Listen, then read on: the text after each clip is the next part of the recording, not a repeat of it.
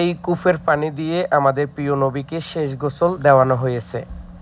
আসসালামু আলাইকুম। আজকে আমি এমন একটা জায়গায় আপনাকে নিয়ে যাচ্ছি বা আপনাদেরকে দেখাবো, হয়তো আপনি কোনো সময় কল্পনাও করেন নাই যে এইরকম দৃশ্য অথবা এইরকম জায়গায় আপনাদেরকে আমি পরিচয় করিয়ে দিব। সেটা হচ্ছে যেই কূপের পানি থেকে বা যেই কূপের পানি দিয়ে আমাদের প্রিয় নবী হজরত মুহাম্মদ সাল্লাল্লাহু আলাইহি সাল্লামের শেষ গোসল দেওয়া হয়েছে। এই কূপের পানি খাওয়া যায় এবং এই কূপের পানি দিয়ে আপনি চাইলে গোসল করতে পারবেন। মদিনা মনোয়ারা থেকে একটু দূরে, আমাদের হেরাম শরীফ থেকে মোটামুটি 4 থেকে 5 কিলো দূরে এরকম একটি কূপের সাথে আজকে আমি আপনাদের সবাইকে পরিচয় করিয়ে দিব। এখন এখানে হাজারো মানুষ আসতেছে এই কূপের পানি সংগ্রহ করার জন্য। সৌদি কর্তৃপক্ষ এখান থেকে পানি নেওয়ার জন্য অনুমতি দিয়ে রেখেছে এবং সবাই চাইলে গাড়ি নিয়ে আসি। আপনিও ছোট বোতলে, এখানে আপনি ছোট্ট আকারের বোতলের কিছু নিয়ম কাঠি আছে এবং বোতলের সাইজগুলা দেওয়া আছে এবং মহিলাদের জন্য আলাদা, পুরুষদের জন্য আলাদাভাবে আপনি নিজের হাতে পানি সংগ্রহ করতে পারবেন।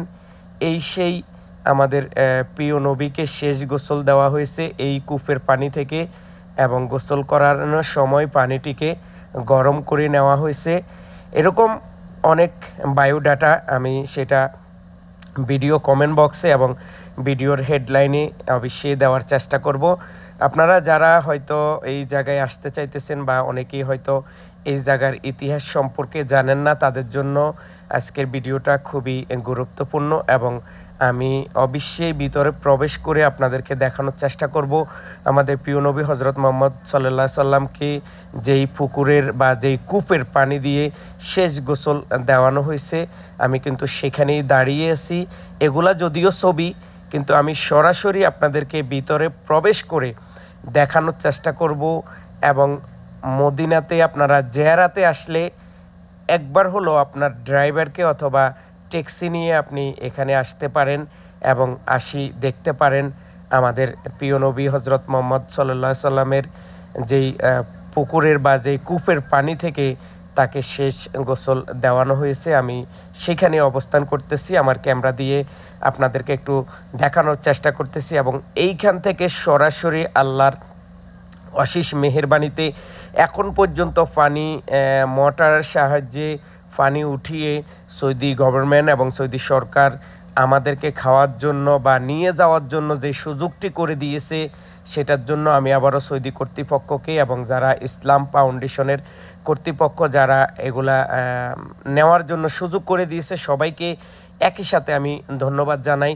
পানিটা কিভাবে নেবেন আমি সেটা আপনাদেরকে দেখানোর চেষ্টা করতেছি। এখানে পুরুষদের জন্য আলাদা করে পানি নেওয়ার সুযোগ আছে এবং মহিলাদের জন্য আলাদা করে পানি নেওয়ার সুযোগ আছে। যারা প্রথমবার দেখতেছেন বা এরকম লাইভ ভিডিও হয়তো অনেকেই দেখেন নাই, যে সৌদি আরবে হয়তো মদিনাতে যে এই জায়গাটি আছে সেটাও হয়তো আপনারা জানেন না, তো তাদের জন্য আজকের ভিডিওটা।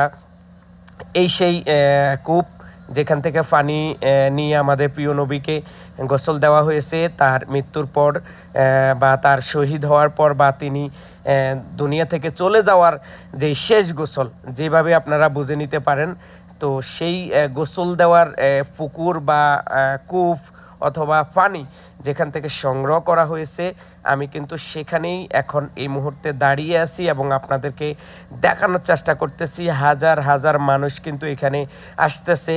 তবে এখান থেকে পানি নেওয়ার জন্য বোতলের একটা পরিমাণ আছে এবং এখানের ইতিহাসগুলো কিন্তু এখানে ইংরেজিতে, আরবিতে A to Z সব কিছু লেখা আছে। আপনারা যখন আসবেন তখন আপনারা এখান থেকে A to Z সব কিছু পড়ে নেবেন।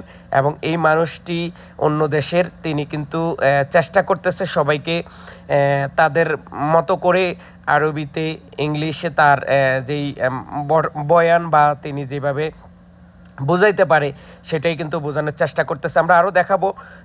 বড় বোতল দিয়ে আপনি কিন্তু পানি নিতে পারবেন না, পানি নেবেন ছোট বোতলে। সবাই ভালো থাকুন, সুস্থ থাকুন, ভিডিওটা সবার সাথে শেয়ার করুন। যারা প্রথমবারের মতো দেখতেছেন তাদের কাছে আমি এই বিষয় আগে কখনো আপনি কোথাও শুনেছেন কিনা এটা একটু কমেন্ট সেকশনে বা কমেন্ট বক্সে আমাকে জানাবেন। ধন্যবাদ। আল্লাহ হাফেজ।